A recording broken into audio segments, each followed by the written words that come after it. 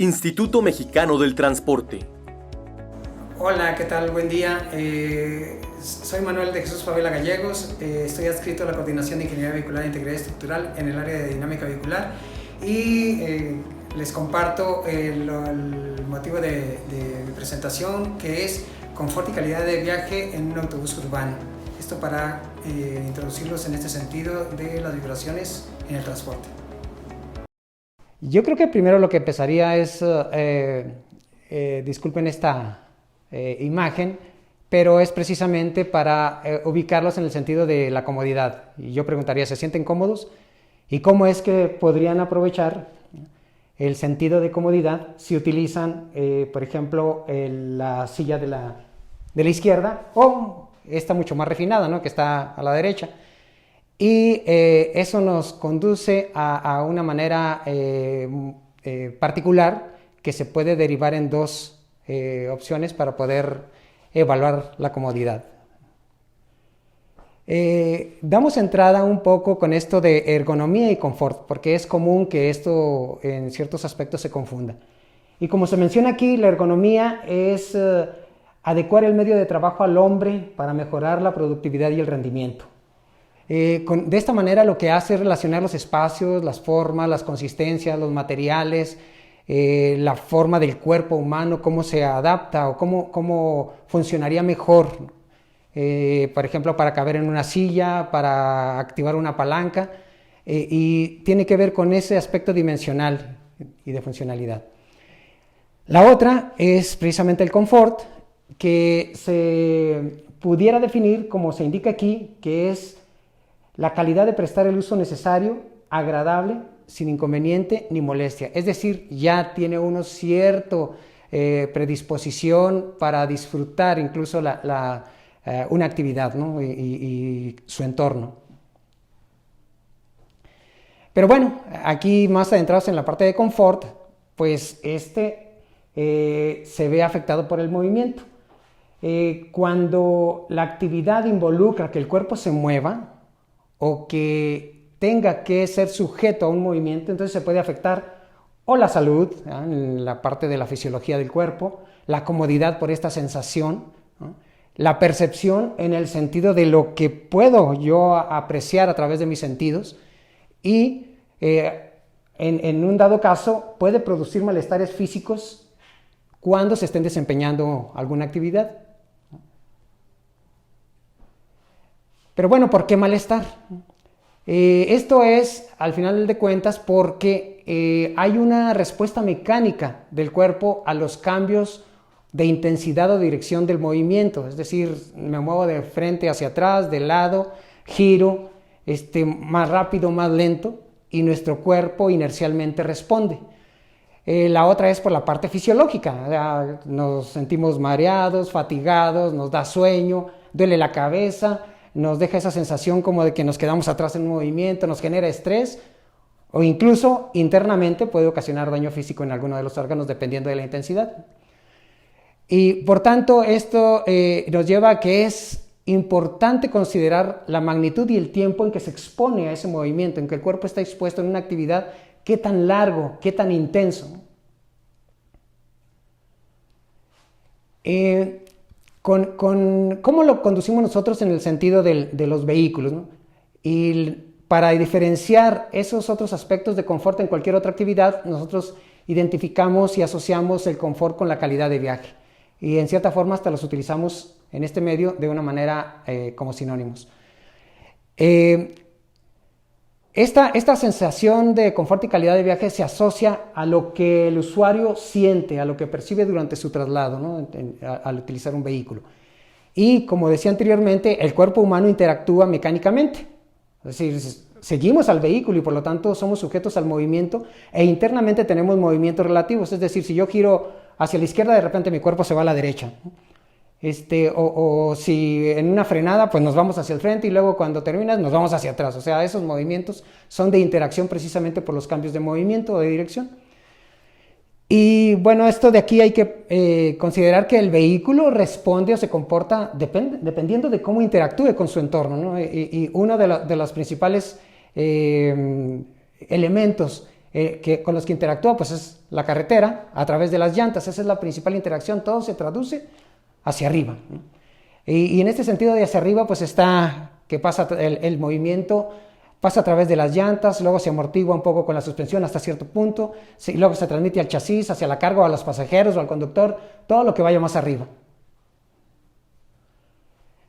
Y de esta manera uno se pregunta, ¿y cómo se evalúa la calidad de viaje? Naturalmente, una de las formas es simple y sencillamente dejándonos llevar por esa percepción, y esto sería una manera subjetiva. Entonces se pueden encontrar algunos calificadores, por decirlo así, unas escalas de calificación en las que, dependiendo de lo que yo sienta como usuario, puedo determinar una calificación. Y obviamente esto va a depender de cuál usuario, cómo lo sienta, y puede haber diferencia, ¿no? Para una cierta complexión de una persona, un viaje puede ser agradable, para otro puede ser incómodo. El que uno ajuste en un asiento o no ajuste, o requiera un asiento más grande o más pequeño, incluso la posición donde uno viaje, y va a dar esa calificación de, como les decía, que trata uno de cuantificar, pero base o se fundamenta en esa sensación del usuario. Pero bueno, eso está bien para nosotros, que podemos incluso expresar ese sentido de percepción. ¿Qué pasa con algunos elementos de carga, o como se ilustra aquí con estos ejemplos, que no pueden decir, oye, voy cómodo, voy incómodo, ¿no? En el caso de otros seres vivos, o en algunos objetos inanimados, que también puede repercutir el movimiento. Entonces, aquí, en este sentido de tratar de responder esta pregunta de cómo evaluar la calidad de viaje, pues también pasamos o tenemos la opción de hacer una evaluación objetiva. Y con esto lo que necesitamos es cuantificar la interacción, ya sea de tipo mecánico por movimiento, ya sea por tipo auditivo, lo que se escucha, el ruido, o la parte visual.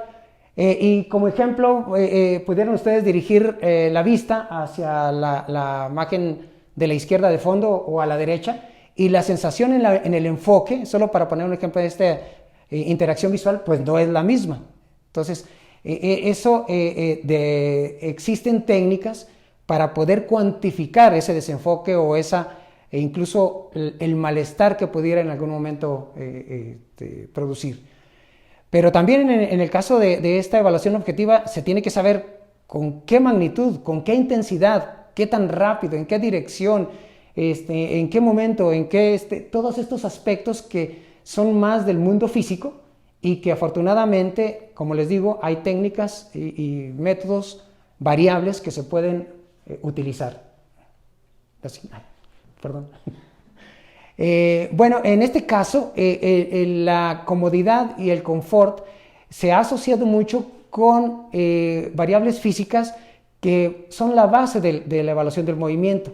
Como se indica aquí, es el desplazamiento, es la velocidad y aceleración, que son los parámetros cinemáticos del movimiento.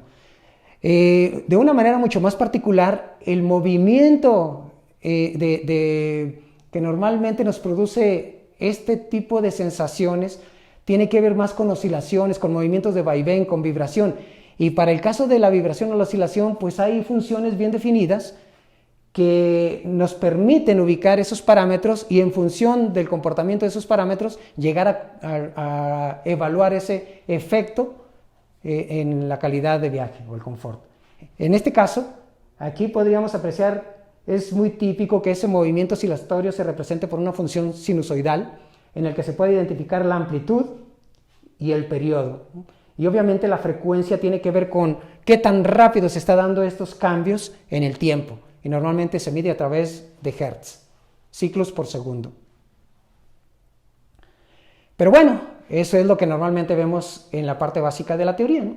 ¿Qué sucede en el mundo real? O sea, el que anda en el tractor seguramente siente ese movimiento oscilatorio de vibración, pero no necesariamente bien definido como lo veíamos así uniforme en la función sinusoidal, o en los que van dentro de un autobús. Algunos a lo mejor hasta se reconocen aquí, de los que han viajado en el instituto. ¿Qué pasa con los que van sentados o van de pie, como en el caso de los militares en esa imagen? O los que van de pie tomados de la barra y en un transporte urbano. Bien, entonces, ¿cómo perciben estos usuarios el confort? Y primero, pues es difícil evitar los movimientos bruscos de vaivén cuando se va uno transportando, ¿no? Porque tiene uno que reaccionar para evadir algo, porque simple y sencillamente aparece el semáforo en rojo, porque hay que arrancar y algunos compiten con el que va de lado. Y bueno, esos movimientos están presentes en ese traslado. El nivel y magnitud del movimiento puede ser muy diferente también dependiendo de dónde se ubique el usuario. No es lo mismo ir conduciendo que ir de copiloto, que ir en la parte de atrás en un automóvil, o ir en la parte frontal de un autobús o en la parte trasera, ¿no? Ahora, ¿en qué posición? Les digo, algunos pueden viajar de pie, otros sentados, incluso en algunos vehículos pueden ir recostados, o el asiento puede tener esa capacidad de llegar a una inclinación tal que permite prácticamente ir acostado. Y bien, psicológicamente, como se dice aquí, los humanos no tienen un receptor de confort como tal, pero lo que sí tienen son receptores de dolor, y esos también nos conducen a esa sensación. Para este caso, nosotros utilizamos de referencia en un estudio que hicimos hace ya un tiempo, una norma que ahorita sigue vigente, ha tenido una revisión, pero prácticamente se mantiene igual. Esta norma, que es la ISO 2631-1, habla precisamente de cómo evaluar esta exposición del cuerpo humano en sus distintas posiciones con respecto a la vibración mecánica. Y lo que hace es utilizar como parámetro de entrada la aceleración del movimiento vibratorio. Acota el sentido de la rapidez de ese movimiento en dos intervalos dependiendo de el enfoque que se le quiera dar, ¿no? Por ejemplo, un primer intervalo es de 0,5 Hz, o sea que medio ciclo en un segundo, un movimiento relativamente lento, hasta 80 Hz, que puede ser muy, muy rápido, ¿no? Para nuestra exposición como seres humanos. Hay otro intervalo que es de 0,1 a 0,5 Hz, o sea, todavía un movimiento más lento. Y esto lo podrían asociar, por ejemplo, en el oleaje, en un barco, ¿no? Que va uno de lado, se regresa, y que afectan de manera diferente al cuerpo humano. Pero bien, los indicadores que se utilizan en esta metodología, unos van orientados hacia la percepción, como les comentaba inicialmente, a través de los sentidos, cómo el usuario percibe esa situación o estado de confort o de comodidad, incomodidad, ¿no? Y tiene que ver con una variable que se le llama magnitud de aceleración ponderada. Otra tiene que ver con las sensaciones de impacto, con los movimientos bruscos, y que por lo tanto utiliza unas relaciones ahí, y para este caso se le llama factor de cresta. Perdón. En el otro tiene que ver con qué tanto tiempo se expone uno a esas condiciones de movimiento, y llega a un parámetro que se le llama dosis de vibración. Aquí únicamente es para que vean matemáticamente esto de dónde se obtiene el valor ponderado de aceleración, que no es más que la aceleración, y luego se hace una integración con respecto a un intervalo de tiempo con ciertas consideraciones, así es el criterio. El factor de cresta, por ejemplo, que es el valor máximo absoluto con respecto a esa aceleración ponderada, y el de dosis de vibración, que considera ese tiempo de exposición, y hay criterios ya definidos que naturalmente fueron evaluados y se establecieron como tales, ¿no? En este caso, podría decir, como se dice, el factor de cresta, que el riesgo está cuando ese valor es igual o mayor a 9, y en el caso del dosis de vibración, cuando esta relación es igual a 1.75, y a través de eso se obtienen esos periodos de extensión de la vibración o de exposición a la vibración. En el caso de esta percepción, se utiliza esta tablita de referencia, y por ejemplo dice que en el caso de una aceleración RMS es la raíz cuadrática media, en el que si tenemos un valor de un cierto periodo y ese indicador de aceleración es menor de 0,315 metros sobre segundo al cuadrado, entonces pudiéramos considerar que es una percepción de comodidad. O sea, así está prácticamente traducido de manera literal como se utiliza la tabla, y en paréntesis es normalmente lo que utilizamos más de manera coloquial, ¿no? O sea, es cómodo. Si está entre 0,315 y 0,63, entonces es poco incómodo, que podríamos decir, pues más o menos, ¿no? Se siente la comodidad. Y luego de 0,5 a 1, regularmente incómodo, o sea que ya empieza a siente incomodidad. De 0,8 a 1,6, incómodo, y así hasta mayor de 2, que es extremadamente incómodo. Obviamente algunos se traslapan precisamente porque es como se maneja el criterio, o sea, son intervalos que no están completamente acotados, tratando de considerar esas percepciones diferentes de cada persona. Con respecto al efecto a la integridad del cuerpo humano, efecto en la salud, existe una gráfica, una relación entre el tiempo de exposición y en el sentido vertical, como se dice así, es la aceleración ponderada. Y si los valores que resulten se encuentran en una de esas dos áreas, entonces se dice que están en riesgo, su integridad está en riesgo. Si está abajo de esas zonas, pues entonces prácticamente no hay riesgo, y si está encima es el riesgo inminente. Aquí se grafican esas dos zonas porque parten de dos consideraciones diferentes. Normalmente la que utilizamos es la de abajo, que es la de la zona esta de líneas paralelas inclinadas.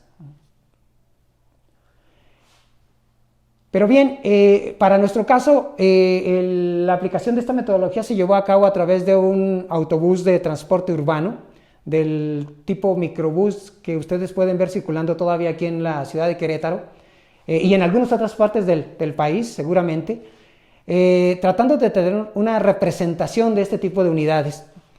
Algunos elementos característicos se muestran ahí, por ejemplo, que tiene 35 asientos, que tiene una capacidad nominal de 12 toneladas, mide un poquito menos de 10 metros de longitud, con un ancho de 2,5 metros aproximadamente y una altura de 3 metros. Algo que es importante aquí es identificar la distancia entre ejes. Aquí se indica como W, que es el indicador de wheelbase en inglés, que es esta distancia entre ejes de 5,28 metros. Y tenía suspensión de muelles, que es esto de alguna manera nos dice que es una carrocería sobre chasis. Algunos otros información de este vehículo es que su masa en vacío es de 8,5 toneladas, un poquito más, y con esa distribución de casi un 40-60 de distribución de ese peso en vacío sobre los ejes. Como un indicador adicional está el de la estimación del umbral de vuelco geométrico, que aquí indica que es 0,67 Gs. Se puede considerar que es un poquito alto porque para vehículos pesados pudiera uno estimar que un buen valor es de 0,4, 0,45 para arriba. Pero aquí hay que tener presente que ese valor es una expresión de cálculo muy simplificada y que además es de manera geométrica, o sea, es solo ilustrativo, ¿no?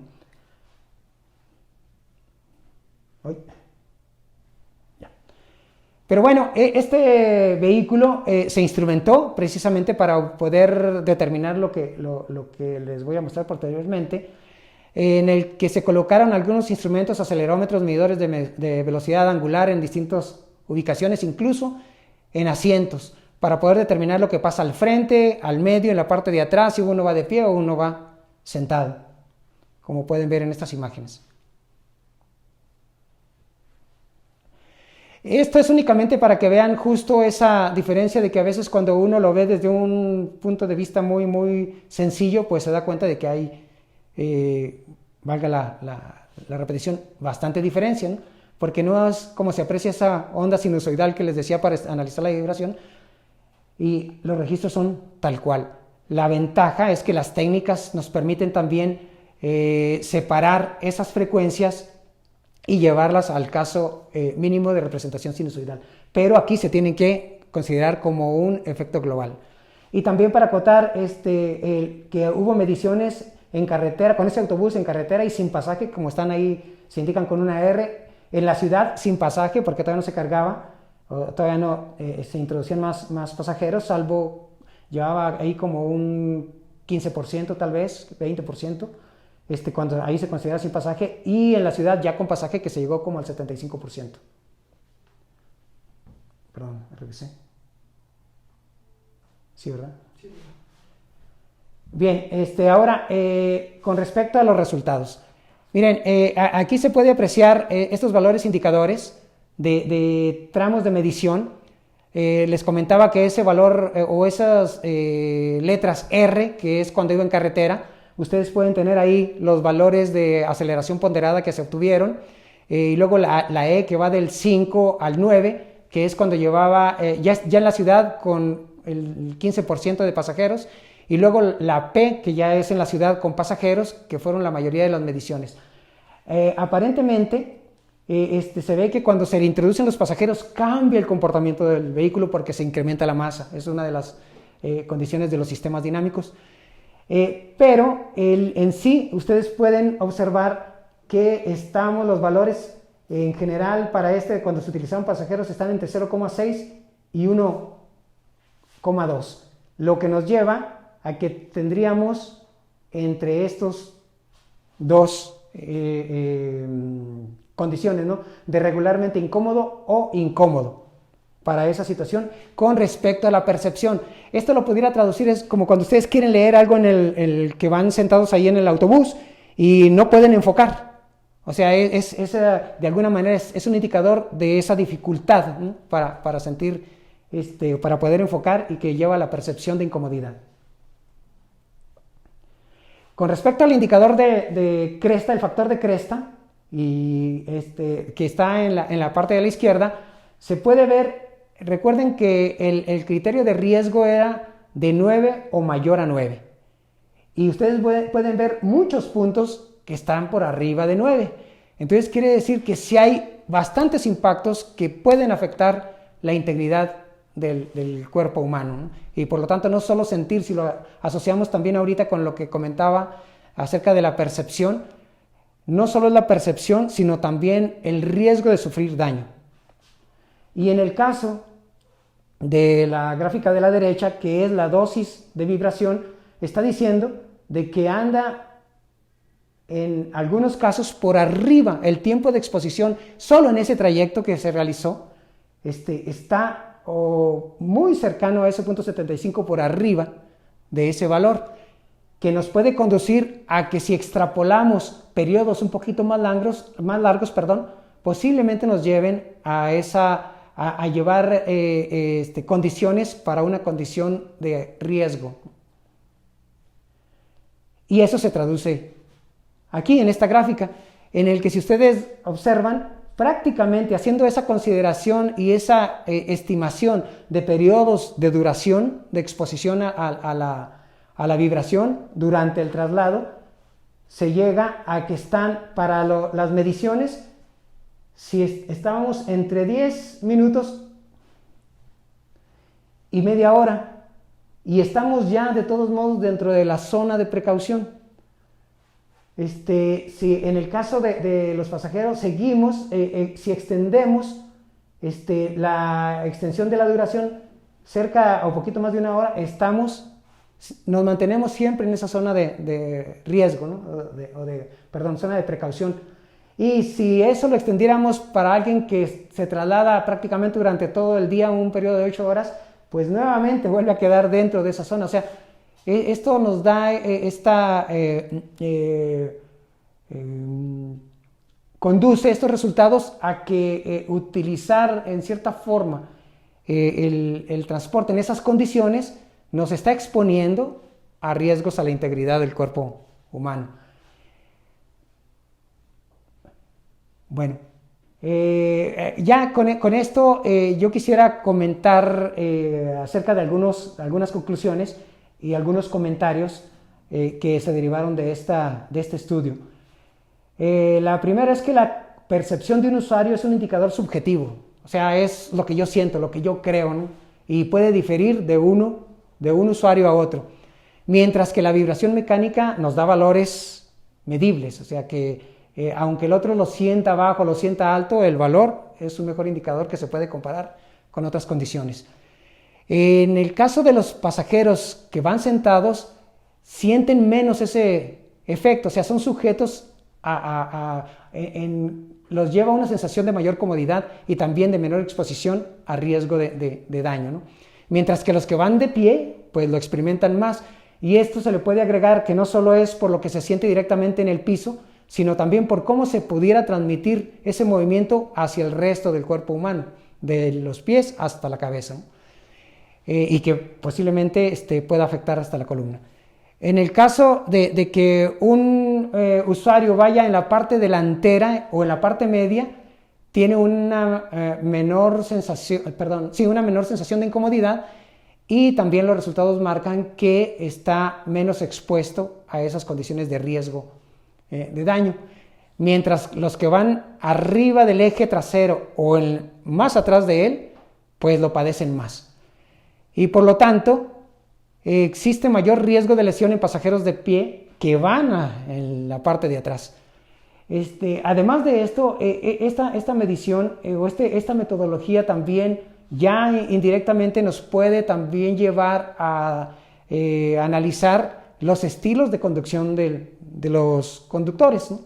Y de alguna manera también hacer evaluaciones no solo del vehículo, de las condiciones del vehículo, sino también del estilo de cómo manejan o conducen, operan los conductores. Debo comentarles también que cuando hicimos estas mediciones, el conductor era consciente de que estábamos realizando mediciones, y al término del estudio nos dijo, bueno, la verdad es que no conduje como normalmente conduzco. O sea, me limité precisamente porque sabía que ustedes iban ahí haciendo algunas mediciones, y pues eso de alguna manera nos indica que podemos estar expuestos a más de lo que nosotros obtuvimos aquí en este ejercicio. Y pues bien, por mi parte es lo que les quería compartir, y espero que sea de utilidad para algunos. Gracias. Instituto Mexicano del Transporte.